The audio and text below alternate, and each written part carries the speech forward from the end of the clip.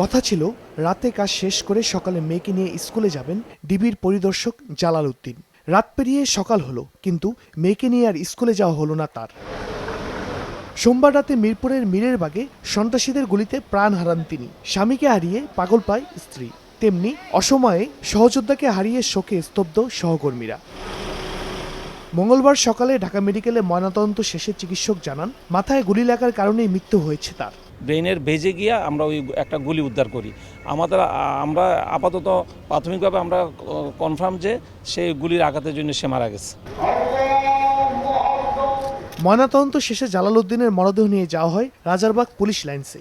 সেখানে প্রথম জানাজা সম্পন্ন শেষে শ্রদ্ধা জানানো হয় জননিরাপত্তা বিভাগ, বাংলাদেশ পুলিশ এবং ঢাকা মেট্রোপলিটন পুলিশের পক্ষ থেকে।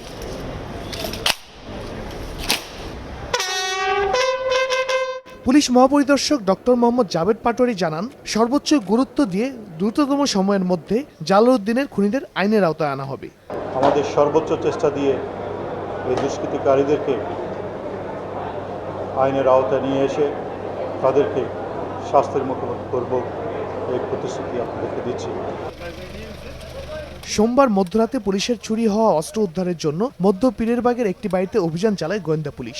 এ সময় পুলিশের উপস্থিতি টের পেয়ে সন্ত্রাসীরা গুলি ছোড়ে। ঘটনাস্থলে গুলিবিদ্ধ হন ডিবির পরিদর্শক জালাল উদ্দিন।